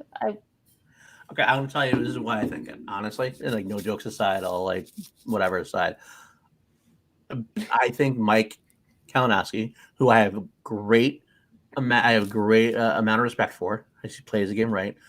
He got shut down during Spectacular. This is his first match back, I think, since Spectacular. Mm-hmm. I think he can be rattled, and if anyone can rattle somebody, it's Andrew motherfucking Ghai. That's his guy. I think Ghai's gonna live in his head rent free, just like he did during Team Action versus DC News. Mm-hmm. It's just gonna be an easy. Mike's gonna try to step up. I think Mike's gonna try to respond to Andrew Ghai's shtick or his fight, and I just think it's gonna be a little bit too distracting for him. That's my thought. And then when that's going on, that's when McQueen will come and just sweep it and take over. Mm-hmm. That's my thought. I could definitely see that happening. I think it just depends on. I really feel like it depends on what Kalinowski we're getting. If he is still recuperating from Spectacular, I think you're right. But if he knuckled down and is like, okay, I'm not letting that happen again, and just gotten kind of in a better headspace, I feel like the family could be in trouble because Mike, if you have that Mike, he is a very strong player. So. Yeah. That's why I feel like it could go either way. I think we'll kind of figure out pretty early in the match where it's going, if that makes sense. It will help him having chance there because at least he's not like it's not all him. Mm-hmm. I don't know where he's going to be. Like I know he's like he might use it to motivate him, but that first time it's like having a car accident. When you have a car accident, you're always kind of like nervous driving like the first couple of times after that. Not nervous, but you kind of like feel like a little more like. Because that's basically Spectacular with a fucking car wreck for him, pretty much. So I mean, we'll see. We'll have to see what happens. But again, I do think it's going to be family. I know that I shouldn't. I should say it. Drew has actually been gung ho about this match too. Yeah, guys definitely been. Yeah, that's another thing. I feel like Drew is at his most. I don't know if focus is the right word, but like I think he's putting the most into Schmoedown right now than he ever has before. And he already beat Damro and he wasn't really doing that. So I feel like Ghai is getting stronger and stronger every match too. So yeah, it's going to be a good match. Well, he's definitely underrated as a singles competitor. Absolutely.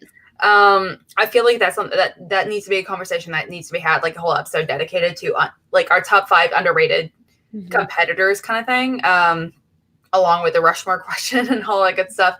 But it really can go either way. And I feel like it's very much both ways.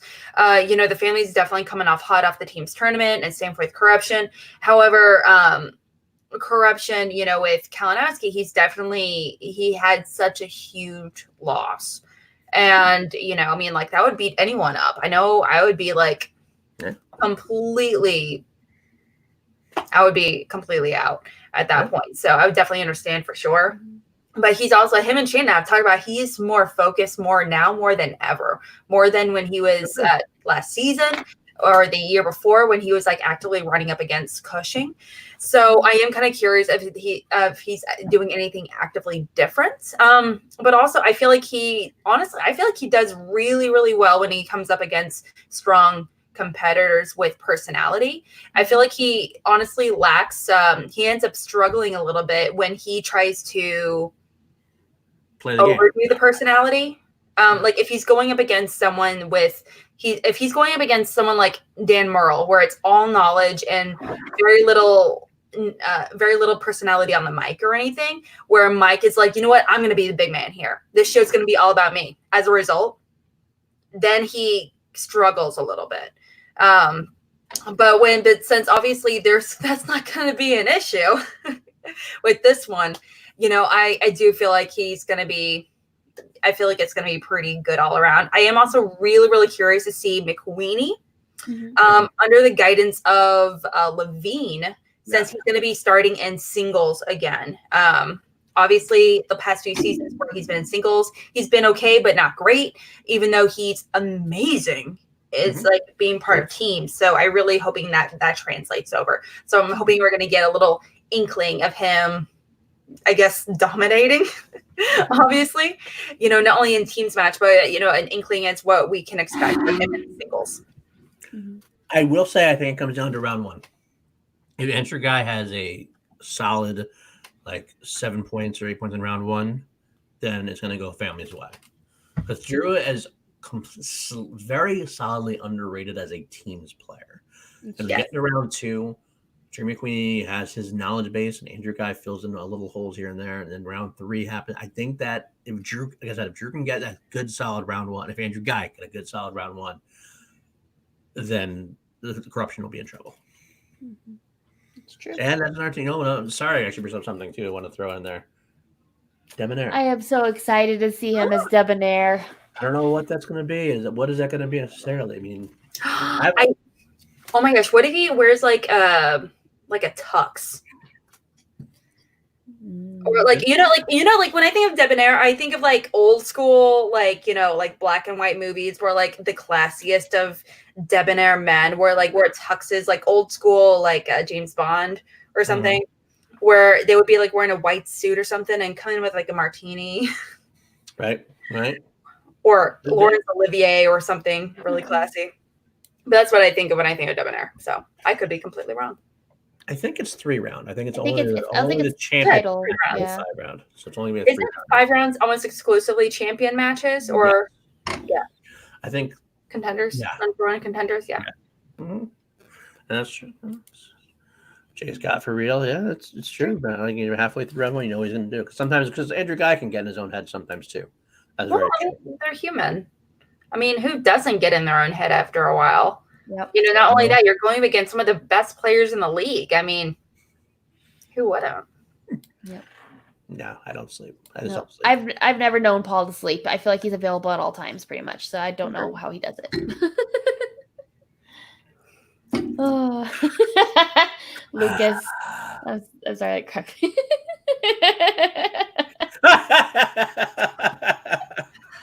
Shouldn't you be driving? That part is Alex can't even yell at him this way because he's not there. So it's like, I know this is the best situation for Lucas possible. Drop it and run. Boom, drop it. All right, bye-bye. All right, and I just want to clarify, Lucas doesn't like scotch either, so just putting that out there. Yeah, give him crap too. Spread the crap. He doesn't like scotch. All right. Well, I think we're done probably with news and things, so I guess we could go on to our next section. Call to the network. 110 subscribers needed. Okay, yeah, there's news. We only need 110 subscribers, so subscribe, people. Please. All right. Well, call to the network. We have some awesome shows on this channel, so we're going to talk about them for a bit and plug so you guys know when and where to find them. All right, starting with tomorrow. Paul, what's happening tomorrow? Well, we've mentioned it a few times. I'll mention it again because it's pretty much one of our biggest shows we've ever had. Despite all of our previous beefs, we've mended our bridges. And we're going to be having John the Outlaw Roke on, where he's going to be giving me a tongue lashing, supposedly, is what he said in his stream. Surprise! But I can take it. It's deserved. Take it. I'm happy. Who else is going to be on with you, Paul? It's going to be, of course, Danny, my lovely wife. And then we're going to have Billy Belford on as our third. Interesting. Billy is also someone who can take the heat, as we say, and in the kitchen, so to speak. So I think it's going to be a great time. John Roca said he'd come on and he'll stay on for 6 hours. That's what he said. He said, let's do it. He's going to answer all of our questions. Hope the chat brings their questions. Could get a little fiery. We'll see what happens. We're looking forward to it. So, and then I will also announce that next week, since it is solidified, next week, the week after John Roca, they're in the chat, but they'll be on our screen next week. Sean Sullivan, and possibly the next Star Wars champion, and with will Jillian be on with her?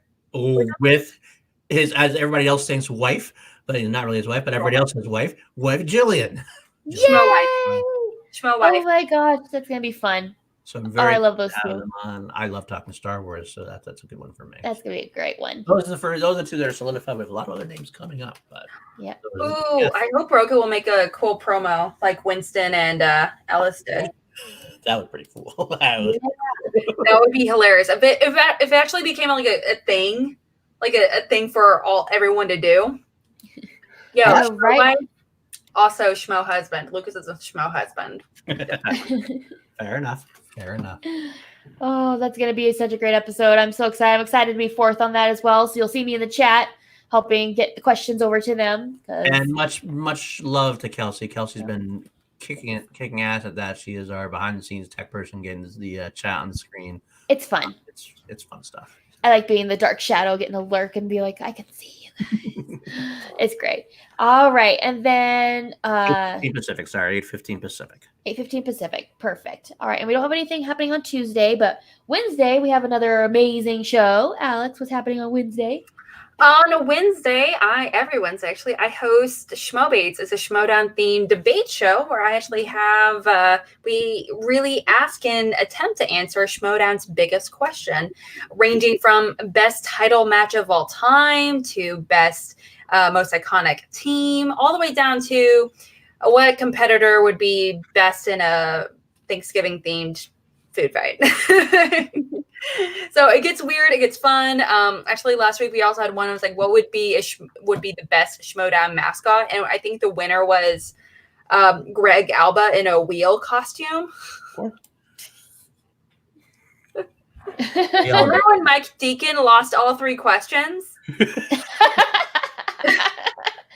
Remember when he didn't win one single question against his lady? Stephanie is the boss. It's a really fun time. Definitely check us out. I try to have competitors and people to help me judge and everything. But this Wednesday in particular, I'm actually going to be having Video Drew, aka Video Grant, against former manager, Robert Meyer Burnett of the Burning Drew. So it's going to be. It's going to be good. A lot of tension. I'm excited. It's going to be pretty amazing. And just want to confirm, Kelsey, you're still on to. I'm going to be co-hosting. Yep, I'll be available. So, and I'm looking forward to it. It's been a while since I've co-hosted, and I've missed it, so I'm excited. All right, and then later this week, I don't know exactly the dates and times yet. We will post them on social media, but we will be putting up reactions to all the matches that have been happening. They've been filmed. We just need to post them when we can. And then Friday, we will have Call to the Fan Leagues, our awesome show that Adelaide Spence runs, where they talk about these fan leagues, which I personally don't know very much about. So I'm glad that they've kind of filled that hole in our channel of content, because it's a great show. It's been really working well, and you guys should check it out if you have any interest in the fan leagues or interested in getting interested in the fan leagues. Like, what is this thing that people keep talking about that pros keep coming from? You should watch that show. Okay, let's not exaggerate. Pros don't keep coming from. Only a handful. But they're good ones, though. They've had more than belts. 5 competitors that have come from the fan leagues. I'm just name them right now. Yeah, name more than 5 competitors that are actually in the draft. Not on the list. Sorry, I mean like Paul Ayama, Chance Ellison, Kevin Smets, Brandon Hanna. No, wait, is Kevin Smets in the fan leagues? Yep. Kevin Smets was TKO'd by Robert Parker in the fan. Yeah. I thought he was only like in one match. Yeah, I know he's TKO'd by Robert Parker. He did do a couple matches, I believe. Oh, okay. Robert Parker, James White, Brandon Hanna. I stand corrected. They're coming from them. Okay, how many more can we get? How many more? Okay, so 5 out of how many? A bunch. How many more? Let's be fair. Let's be fair. There's a lot of. I'm just saying. The Families is amazing. I feel like it's fantastic, but is it the number one producer of Champions? No. But that's a whole other conversation. Well, it's getting there. Fair enough. All right. And then, of course, you guys will see us here next Sunday for Call to Action Live. So we will recap what we've seen this week and speculate, and it's a lot of fun. We'll keep you posted who the panel is at that time. It seems to be us a lot now. It seems to be kind of like the go-to live crew, which I am not complaining. I love this crew. I think we work well together. From the league? What's that? Oh, Yama, Ellison, Parker. Yeah, White. Hannah. I didn't know Hannah was from the Fan Leagues. Yeah. Oh. Actually, Hannah and White, I believe, were tag team partners in the Fan Leagues at one point. Oh, and technically Smets, although he would rule Smets out. Interesting. Well, more. I mean, they're starting to come up now more. And yeah, absolutely. There's a couple others actually that are free agents that might be signed soon. I think. So. Marisol Marquis. Yep, Marisol. That's one. That's one I knew there's one. I love her. All right, and our last segment: questions from the chat. Ask us really anything you want, Schmodown related or not. We will try to get some questions in before we head out for the night. So we will answer truthfully. And we will answer truthfully. And as we learned last week, pretty much any question is fair game. Dwayne had a pretty great one. That's true. Oh, so yeah. Somebody should ask Kelsey to promote her latest endeavors. Yeah, sure. If you want to ask me about my latest endeavors, then you can. I'll let them ask that. Anyway, life is expensive. You need to make money. I run C2A Twitter, and I was kind of curious. Would you guys be? I mean, anyone viewing this, please let me know. Would you guys actually be interested in it if I put down AMAs and stuff in Twitter? I don't know. I feel like people wouldn't really care about us, but at the same time, we do it in here. I mean, we do get quite a few questions, so I am kind of curious. All right, let's see if we got anything here. Jen Kemp, I think she was in the Fan Leagues as well, actually. Jen Kemp was, yes. Yep. There's some names.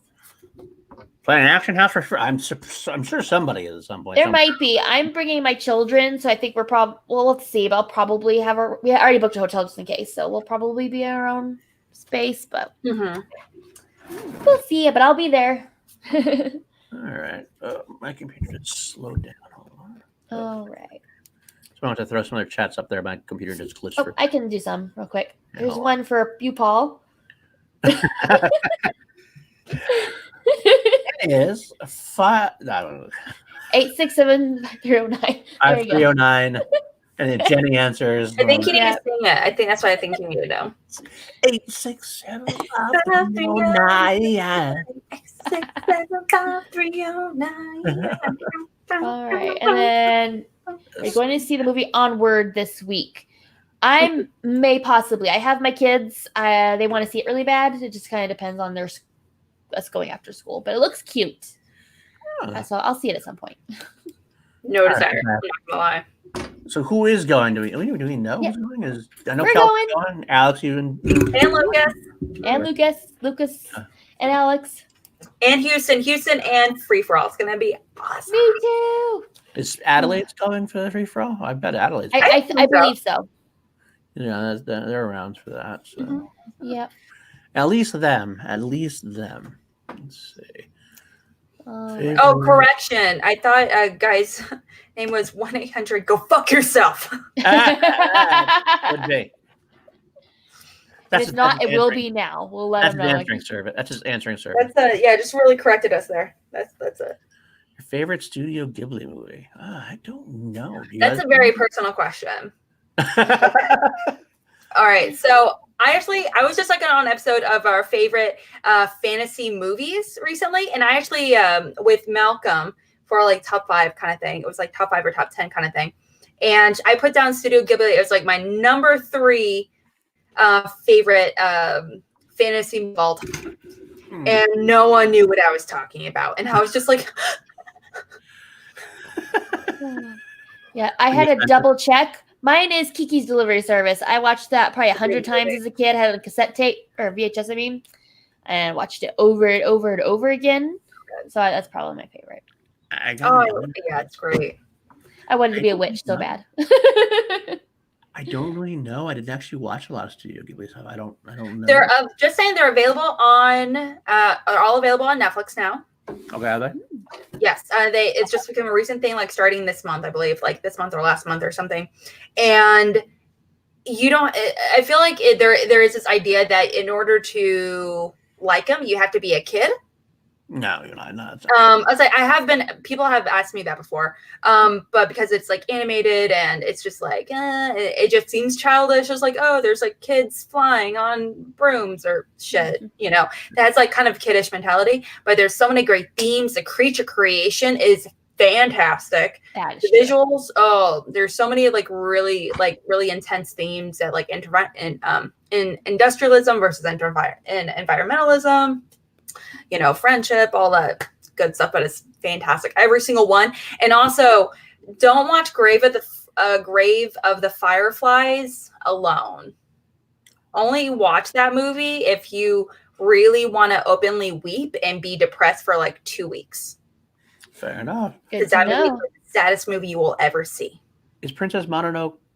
Mononoke? I don't know. Is that Studio Ghibli? Yeah, that's actually my favorite Studio Ghibli movie. Okay, I remember watching that one when I was a lot younger. I watched it, but it came out in I think 94, 95 or something. Yeah, I'll do that. I'll say that one. It's great. So, what else we got? If you could join any faction, which would you choose, and which partner would you want from the current roster? I'm sorry. What? I'm sorry, I'll get back on there. You could join any faction. Which one would you choose, and what partner would you want from the current roster from Partis and Just Decent? I think I would pick Corruption because I would be managed by Shannon, really, really bad. Fair enough. And Marisol still is on Corruption, correct? Yes, at least so. Mm-hmm. I'd want to be partnered with her. So. Okay. It's a hard question because I love some like Kate. I've heard some stuff that Kate Mulligan has been. She got crucified for her Tom and Paul snafu or whatever. It wasn't all her. I've heard she's a great manager behind the scenes. That's I've heard. So I might go there, but I mean, at the same time, how can you not want to choose the usual suspects being managed by Sam Levine, help from Rachel Cushing, and team up with Andrew Ghai? Because he's the man, or Drew McWhinney, or any of the. And there's a lot of people on that. Janine the Machine. I would love to team up with Janine the Machine because she is a goddamn legend. So I will choose. That's what I'll choose. I'm going to choose Sam Levine, the usual suspects, and I'll team up with Janine the Machine. Okay. What faction do you think I should join? I would say Corruption, but I think you and Shannon might be too much alike. So it'd be. I would just want to hug her the entire time. She's just so stunning. And she's so amazing in every way. You're definitely not going to join Koi's faction because Koi wouldn't have you because you're way too mean.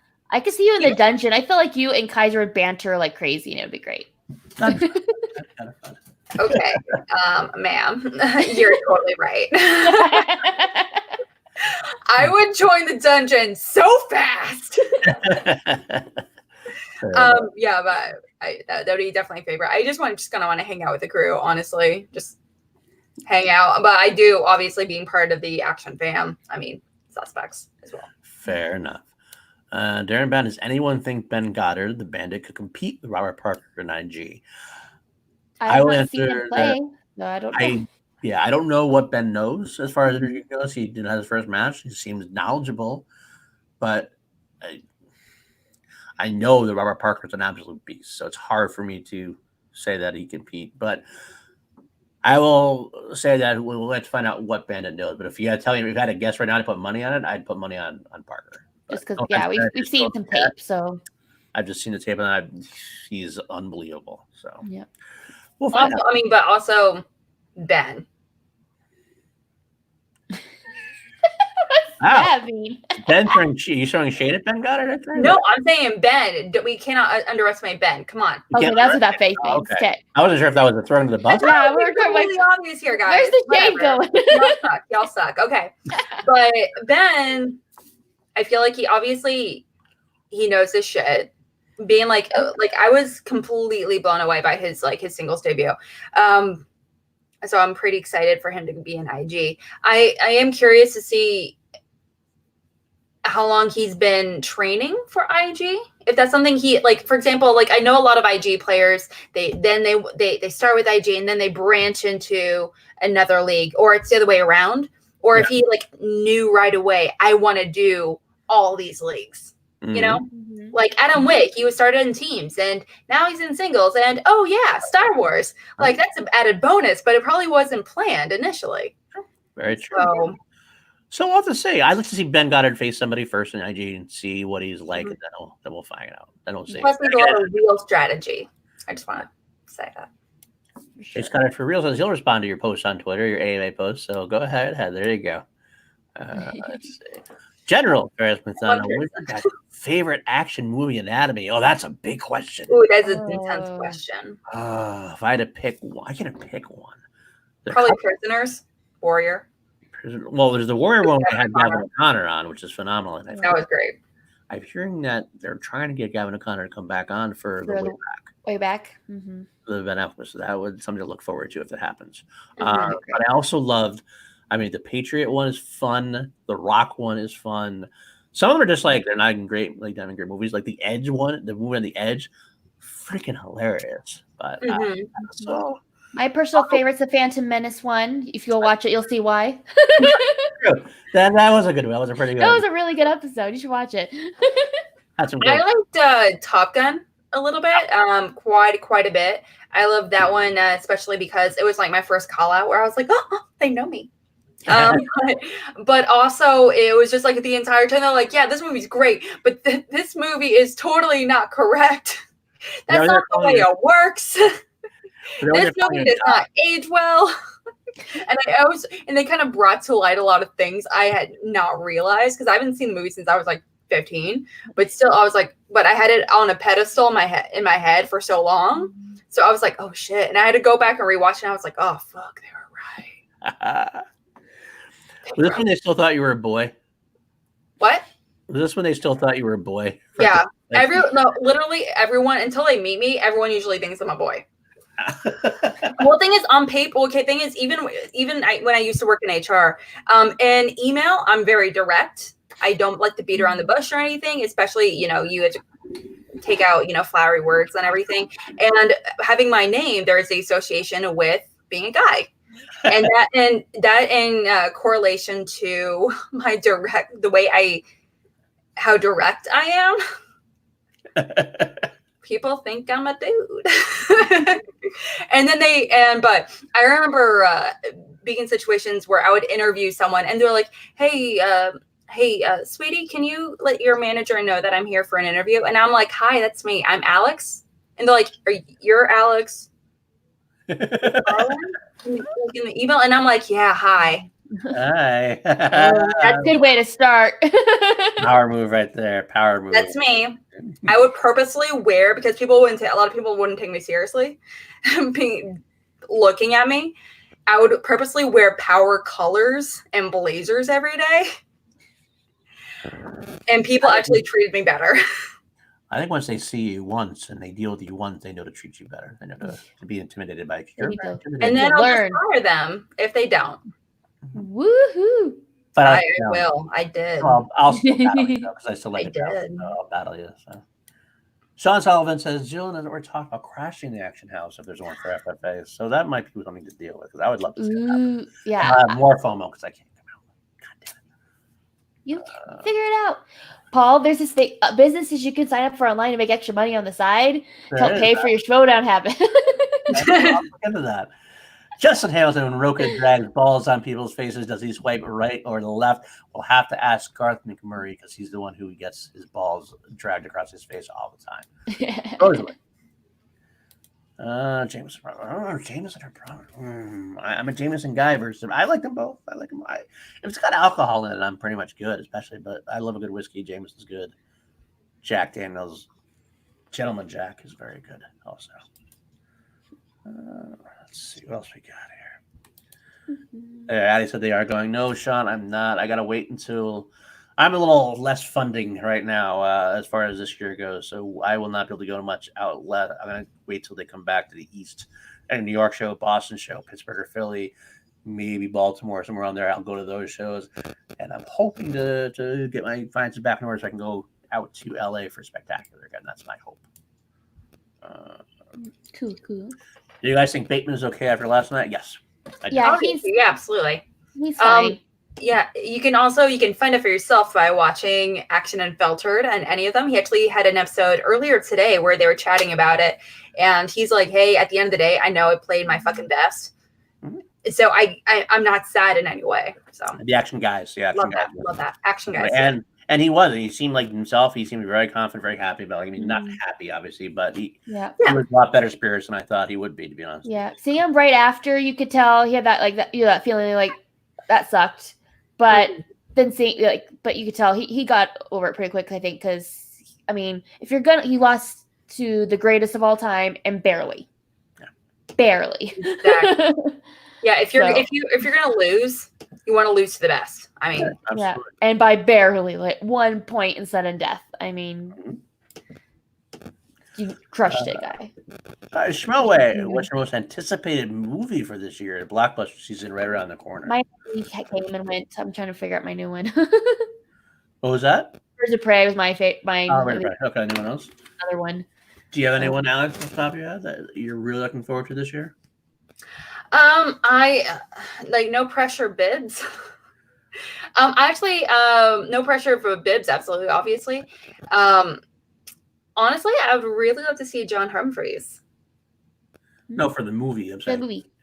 Oh, sorry, I misunderstood. Anticipated movie for this year. Probably Candyman. Okay. I just saw the trailer for that, and I love the original Candyman franchise. Like social issues and horror. What? What a new idea! Crazy, right?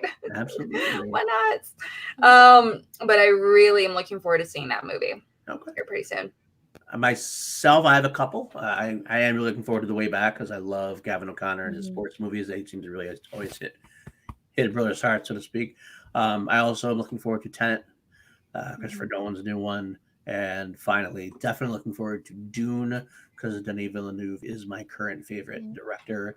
And it's a great sci-fi. I love sci-fi also. So this could be really epic. I'm hoping that that's going to hit all the right notes. Yeah. I think. Oh, and Top Gun 2 because Ed Harris is in it. So yeah, of course. I think for that movie anymore. I think Wonder Woman and Dune are probably the two. Like Birds of Prey was Birds of Prey was my movie of the year I've been waiting for, and I was not disappointed. And so now that that's coming past, I think those two are the next ones that I'm. Are you guys gonna see Emma coming up? I want to see Emma. It looks good. I can't wait to see Emma. I've heard nothing but amazing things. I've heard pretty consistently. I've actually heard for quite a few people saying it's probably one of the best movies of the year. And I was like, shit, what? From a PG fucking movie? What?